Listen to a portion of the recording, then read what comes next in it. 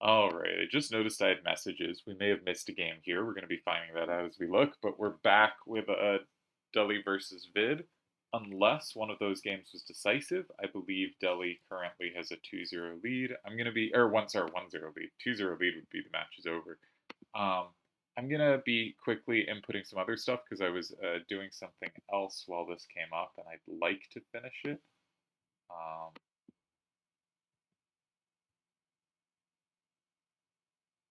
I'm trying to locate. That's what I'm referring to. Okay. But we have adjacent corners. Delhi starts with a weak corner. Vid plays. No, Vid starts with a corner that he has a good recapture on the 8, and Delhi doesn't. Delhi plays an adjacent corner where Vid can now take safety into if he wants it, but Delhi is saying you are weak to the left. And Delhi is probably saying, though perhaps not, that he's saying he likes his L's. That doesn't necessarily mean an L has a setup in 5. I think I have too strong a tendency for needing L's to have a setup for 5. And I think a setup for 5 is very important, but it's not the only way they can be good. So let's say Vid goes 4-6-8-2 and 2, which is probably the card Vid wants to get out of his hand. I know it doesn't flip 1, but doesn't really matter which card, as far as I can tell, Delhi puts in 4. Like, sure, he might want to get rid of 3-6-5-8, but it doesn't seem obvious at all to me that that's the card he wants to get out of his hand. The reason flipping can be important is because it forces the opponent to play particular cards. It narrows their options in ways that can be useful to you. It means it's harder for them to get rid of the worst card in their hand. However, here I don't really think that matters. It also can be useful to flip something if you will have trouble flipping it at a later date. And indeed, Vid is not like super pumped to have to flip 1 from 4. That's going to be a little clumsy, or it's quite likely to be clumsy. 5-3-8-4 is often covered by 7-3-5-7. But it does seem very natural to just go into. Going to be clicking around for a sec. Sorry about noises of my clicks. My setup is not great for this. Nope, that's the wrong window. Where's the window I wanted? There you go.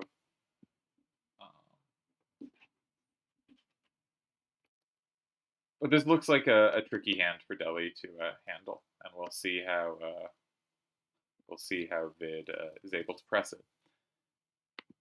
We'll also go see what happened in prior game or games because I haven't checked my messages yet. I just saw I was receiving them in the chat that made it very likely that this game was being played. All right. Okay, I have that uploading. Cool. And let's go check the chat.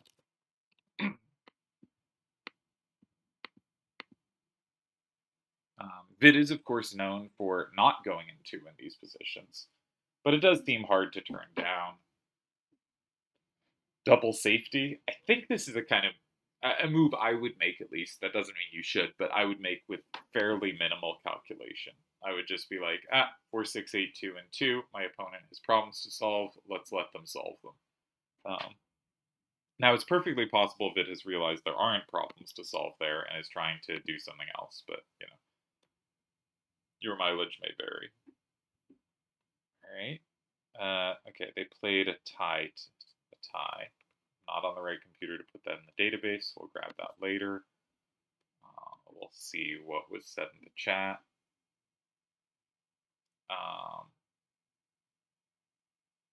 Sounds like Delhi was pushing, but unclear. All right, and Fulham is doing terrible. What a tragedy. All right, you learn so many things when you open chat. I think this window I'm done with. Sorry that I wasn't really ready to go today. I was not intending to be recording. All right, so we do see 4-6-8-2 and 2. And now we have a quite interesting choice for Delhi because in general, you often just go 4 in the way that sets you up for 5. Here, don't have that option. So let's just sort of talk through squares.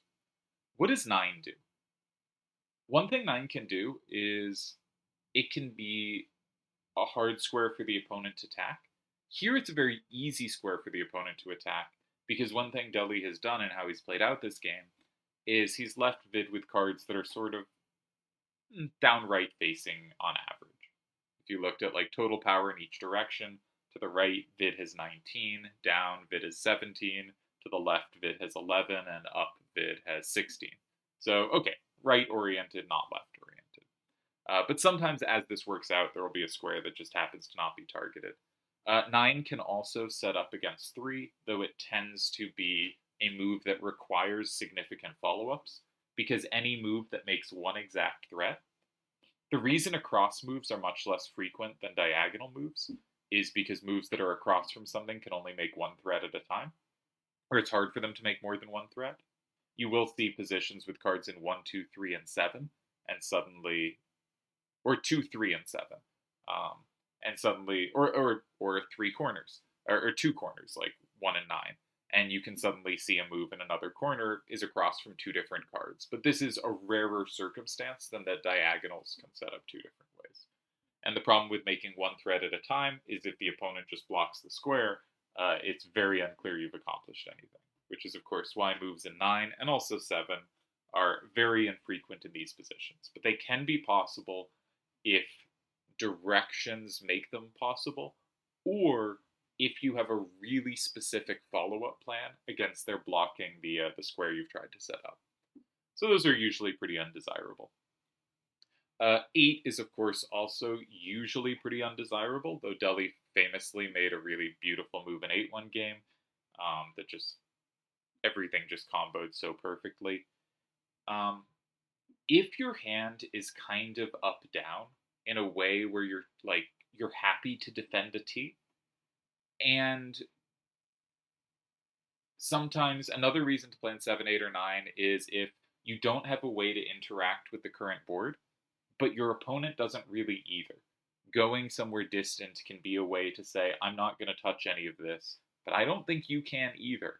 And I don't think if you're not going to touch anything close to the top row, if you're just going to play in the bottom row as well, I don't think you can do damage either. And that can be an effective way to play, but seems unlikely. Um, I would note Deli in one card has coverage of both Vid's moves in 4. 7, 8, 4, 1, and 4 is plussed in 5, and 5, 3, 8, 4, and 4 is plus walled in 7. And there aren't combos back on either of those. So it is possible that Deli in this position concludes, I can't touch 4, but you can't touch 4. I don't necessarily have something useful to do in 5 or 6, because that would just be locking in your cards, and I'm not sure it would give sufficient setups. And also, if I go 5, suddenly I'm losing coverage of 4. And if I go 6, I probably don't have a setup. I don't think Deli does, and I'm not sure what it's achieving. So I think it is possible that Deli is seriously considering playing a distant move, which is why I sort of started talking about them. It wasn't just like, let's eliminate all the ridiculous squares and get to the real ones. Though I think I announced where my thinking was going really poorly. It's there is maybe not interaction that I like, but I also like keeping the tension of there is not interaction that is good for you either. And so I could really see Deli playing a distant move here. I think the standard thing to do is 4. And note that Deli has coverage of a lot of things, like Vid doesn't have safety in 7. Deli has the 8s covered. 7, 3, 5, 7 is doing work. If Vid has to block 5 and Deli puts at least a 6 to the right, I guess Vid can take it with 4, 8, 5, 6, but he doesn't want to because Vid doesn't want an 8 facing right. If Deli goes 4, Vid does not have to block 5, but if he's going to play in 5, it probably has to be 5, 3, 8, 4. If he's going to play in 7, maybe that has to be 5, 3, 8, 4. So if you go in 4, Vid is likely to play, I think, in 6 or 8. And so you just got to figure out which card in 4 goes best against that. And that's not so scary.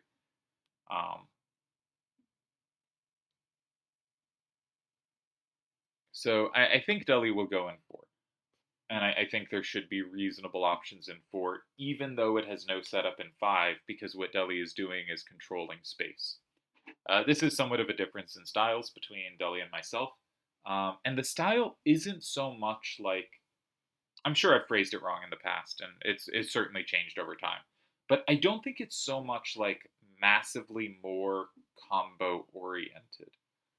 It's that I really like to, I mean, in one sense it is, but I like to achieve things on the board, right? I like to have my setups on the board.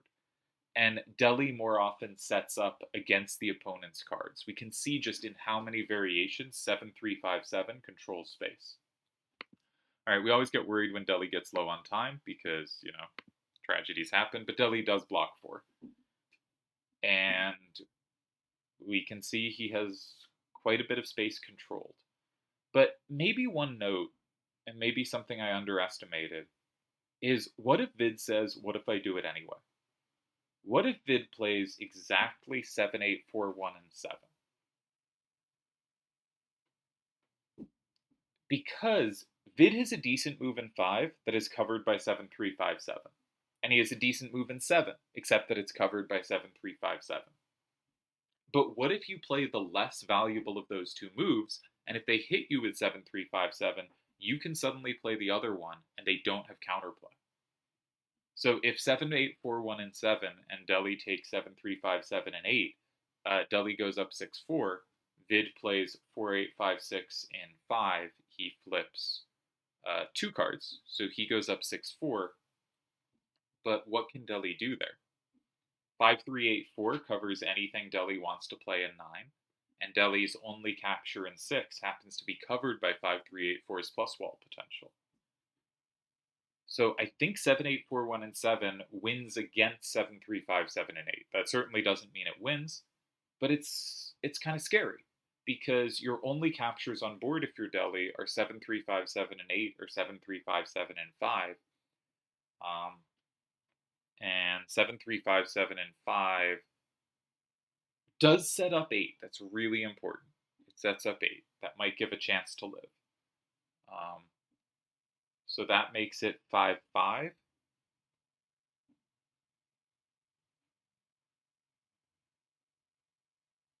Does that somehow miracle hold?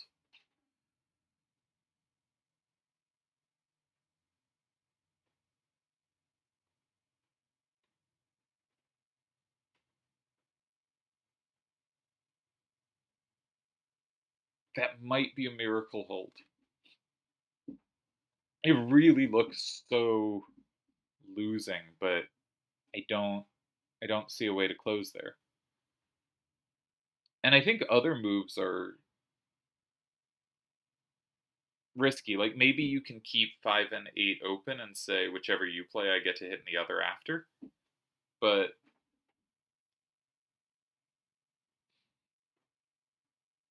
yeah, maybe you have something in like 6. It's pretty scary though. 7-8-4-1 and 7 is scary.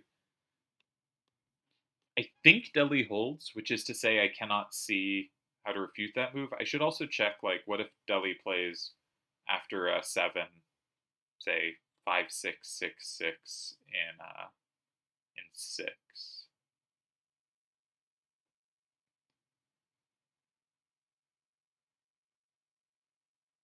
Vid maybe plays 5-3-8-4 and 9. But then 7-3-5-7 in 5 flips back 1 card and 4-8-5-6 blanks at the end.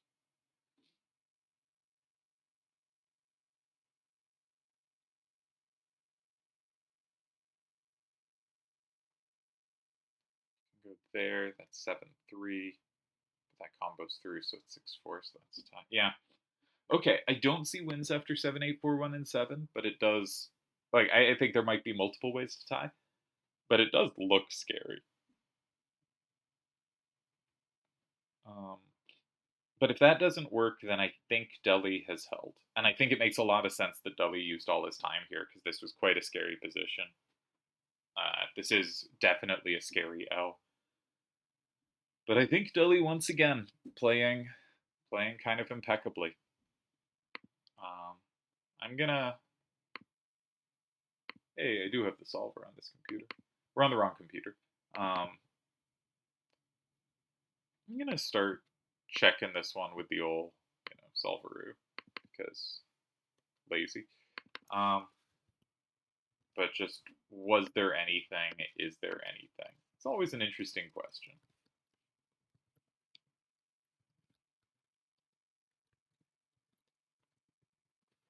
Yeah,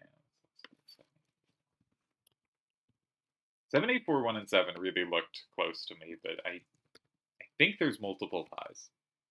I think it's not, like, you have to be very careful, but I think it's not actually that scary.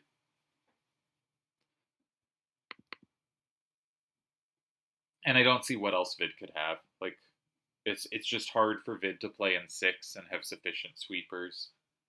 Maybe there's some idea in 8, but it's hard for his remaining cards to play well. Like 7, 8, 4, 1 is good in exactly one square on the board and like nowhere else. And so as soon as you're starting to do setups, it's really easy to have a position. Oh, 7, 8, 4, 1, and 8 is worth thinking about. I totally missed this. 7, 8, 4, 1, and 8 is a real move. Um, yeah, because 4, 6, 5, 8 now has both 5 and 7.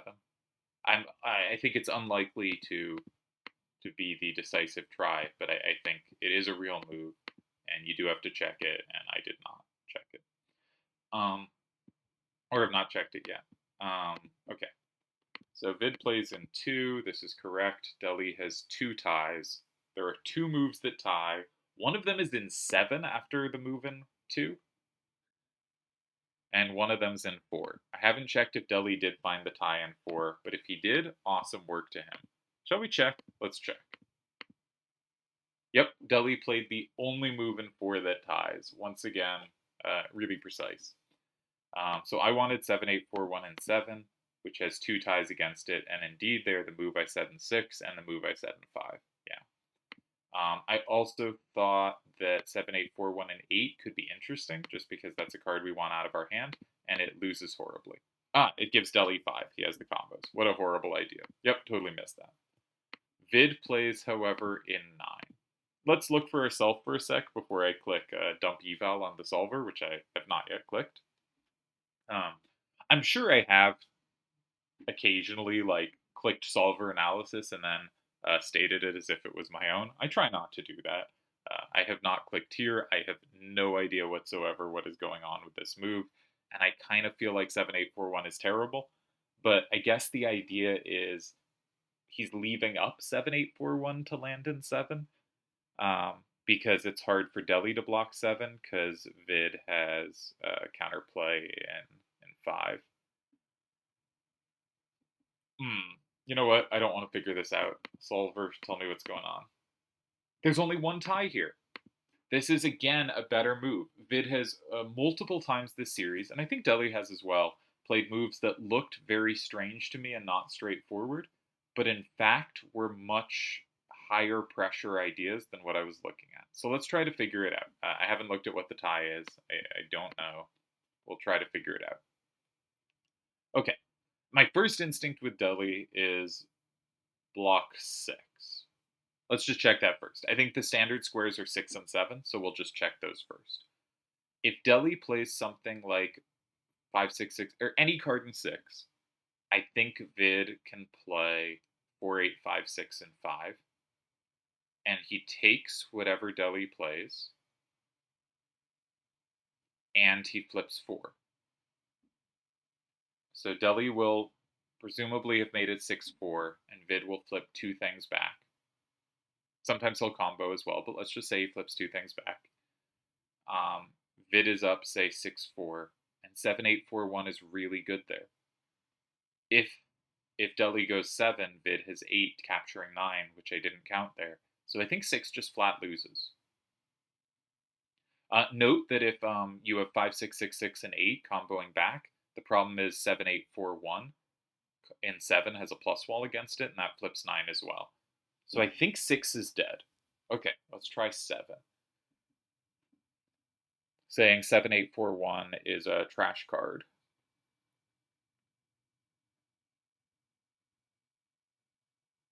Yes, let's say with 5, 6, 6, 6, so that 7, 8, 4, 1 and 8 is covered by 7, 2, 8, 4. The problem is 4856 kind of sweeps there. So I think you can play against something like that in 7. You can play 7, 8, 4, 1, and 6. And 7, 2, 8, 4 can't land in 5 for combo reasons, but also it doesn't do anything. You kind of have to play 7, 3, 5, 7 in 5. Everything else is swept. 4, 8, 5, 6 is sweeping everything. And then 4, 8, 5, 7, because it has a plus in 8 because of the 6 and the 4, 9 combos through to flip back 6, and Vid wins. So you can't put 5, 6, 6, 6 in 7. I think you need to keep 7, 3, 5, 7. If you put 7, 2, 8, 4 there, it's 5, 5. Vid still doesn't have 7, 8, 4, 1, and 8.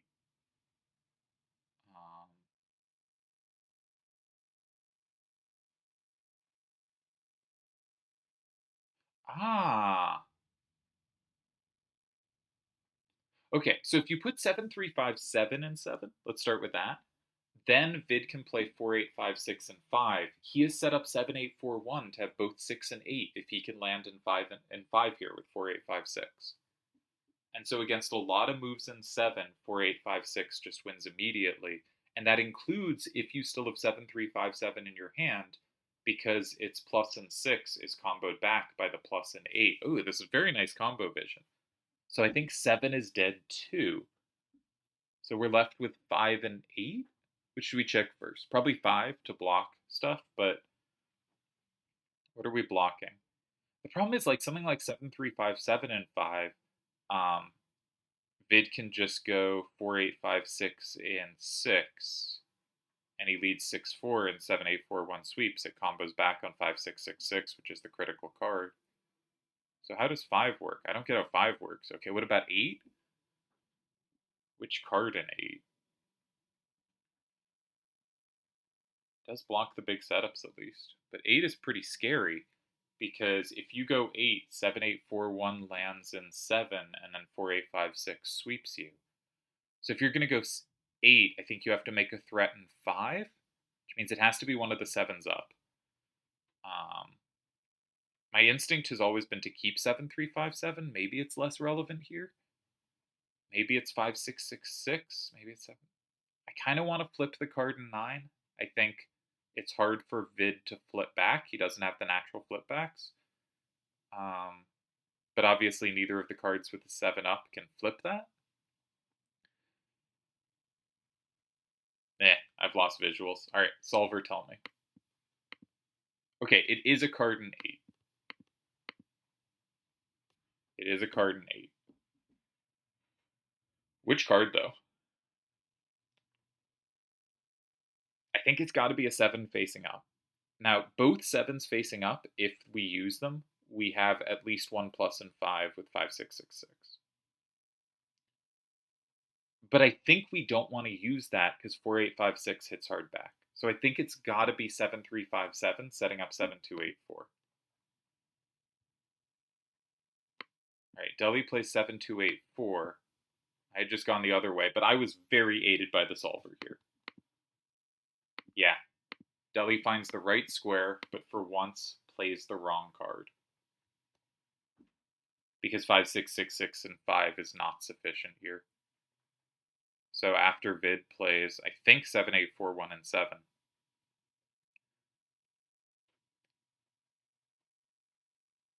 But 4, 6, 8, 5 doesn't actually combo back anything. Am I full of it? Because 7, 8, 4, 1, and 7, you go up 7, 3. No, it is sufficient cards because Deli never flips. Vid keeps 4 and 7 when Deli goes in 5. And his card in 6, while it doesn't combo through to anything, grabs 3, 5, 6, and 9. So that is 6 cards. Wow. What a win from Vid. Obviously, this was a very difficult hand from Deli, and he made a tremendous move in 4 because this was almost just dead there, and he had to find either that exact card in 4. Again, Deli has a very good feel for which card to use, or the same card in 7, which I think would just be inhuman and nuts. there's a all right, where stuff's gonna make fun of me, but there's a former world champion named Vladimir Kramnik who has devoted his post-retirement years to accusing everyone of cheating, and specifically his go-to phrase is "start the procedure," which basically means he's going to pull some stats out of his ass that don't tell a compelling story at all and accuse anyone, usually who played well against him, of cheating. Occasionally others.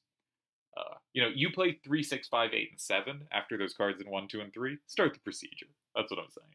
I don't mean that seriously. But like that would be the very inhuman way of doing this. Deli finds the only human tying save, picks a very precise card, and then Vid does a fantastic job. I think I have two main weaknesses as a triple triad player, for what it's worth. And I think this applies to even me in a significantly better form than I am now. But I think I have two major weaknesses. And they are both sort of about what the correct result of the game is. I think in positions I am lost, I do not put up as good resistance as I would like. I think other really strong players save more positions when they're lost than I do because they pose more interesting and complex problems. Yeah, so we're going to see 4, 8, 5, 6 sweep, and that's going to tie the match. Vid becomes the first and only player to take a game off Deli in the tournament, and we're going to be going to a decider. That's very exciting. Yeah. But the other weakness, that weakness wasn't relevant to this game. But the other weakness I have, and I think this is what this move showed from Vid, and this series has really shown from both players, is in positions where the correct evaluation is a tie, and I correctly do not think there's a win. I will often not find the move that applies the most pressure because the move that applies the most pressure probably isn't a win, but it doesn't mean it's not still better than the move I'm making. And this is a move played by Vid, and this could have been just straight winning too. Like this easily could have been a win I would have missed. Um, is I'm a little too tied to standard squares, and there were some very clever concepts with this. This move in 9 set up 4, 8, 5, 6 to control so much space really nicely. Um, it set up also 4, 8, 5, 6 to land in 5 and set up 7, 8, 4, 1 to be a bomb instead of just this kind of shit card, which it was in most of the variations I was calculating. So I was just trying to get rid of it. But rather than get rid of it, he made it a good card. Um, there's a positional principle in chess. Sorry for so many chess references. Again, stuff is gonna laugh at me. But what is the worst place piece? And identifying the worst place piece can often clue you in on to things you should be doing. Either that you should be looking to improve that piece, or you should be looking to trade it, or you should be aware of the opponent's bad pieces and how to keep them restricted. It doesn't tell you the answer to a position, but complicated games, such principles aren't going to tell you the answers to in positions. Instead, what it does is it gives you ways to start thinking about it that are useful. And I have a very similar instinct in Triple Triad of what's my worst card? I need it out of my hand. But that's not the only thing to do, right? If you have a card that isn't playing well, it's not the only way to make it function is to find some square it can go in now and get rid of it. It sometimes also can be set up to play well in the rest of the game. Vid saw it had one good square, and he made a move that very obscurely made it a serious threat in other squares as well. That's really neat. Yeah, I think Deli is still favored to win the tournament. And I think Deli had a pretty bad hand here, and I think he actually handled it remarkably well. Again, the move in 4, there were 4 cards that could go in 4, even if you think this one clearly makes the most sense, right? There's still a decent chance you're going to pick one of the other cards some of the time, and those moves will just lose on the spot. I think this was a very good move. Um, and again, it was a very high pressure spot already. It's also one thing I was figuring out win probabilities, or I was making a win probability calculator, and something that became very clear was a sort of momentum matters. That it estimated win probability correctly if it included some kind of momentum. If it just looked at the current position and said, okay, here's how many wins, ties, and losses here, there's a couple other things it checks. Here's my win probability for this position. Here's how often I think it's going to be a tie, win, loss, whatever. Um, it would, make estimates that were okay. Obviously the estimates aren't amazing, but like they're pretty interesting. But if you tell it what it thought of prior positions, and it gets to use what it thought of prior positions. So if you get a position where there are two ties, but till now the game has been very safe for you or in your favor, it will think you have a quite good chance to find the two ties. If, however, you have been having to find only moves till now, it will think you're basically dead. And there are certainly spots where that's saved, and I don't know if we want to describe this as momentum, because it could be either of two things. It could be that when you're having to find only moves repeatedly, it gets harder and harder to do it, right? And that you're under more and more pressure, and it's just really difficult. That's one interpretation. Another is that positions where you had very few ties in the past and continue to have very few ties, those ties are going to be really hard to find. Like that, just there's a correlation between that happening and those ties being incredibly hard to find. I kind of think that's more of what's going on. But I actually think Deli defended this quite well, and he found the right square in 8. He just didn't get to the right card this time. Though we did get to the right card in 4. But also, yeah, what I really wanted to stress was Vid is finding ways to complicate the game in positions I would give up on as, oh, I looked at a few promising tries. They don't work. I think this is just a tie. We'll just play one of the ties and hope they screw up. Instead, Vid is giving, and Deli too, is just giving much more room to screw up. I feel a little bad because in one of the previous videos I talked a while about just how dominant Deli has been, and I feel like I've been imbalanced in the videos between sort of who I focus on, where a lot of the times I've been focused on Vid's play, and then for a video or two I was focused on how Deli has just like won every type of tournament over and over and is just unbelievable across so many different formats. Um, and I feel I'm not necessarily giving both players their due, or when I am not giving it at the same time. But again, I'm also really happy to see Vid playing in between moves against adjacent corners. Again, that was something he didn't do early in his return to the site. And I think it has helped balance him from like when he plays conventional strong moves and when he plays really creative strong moves. And this game was a nice balance of both. And he gets a win. Okay. That's probably a stopping point. Or in the chat, they had said they just play a couple games, so that's probably where they're stopping for today. But we have a match, and we have a very good match. Yeah, I think this has been really high level.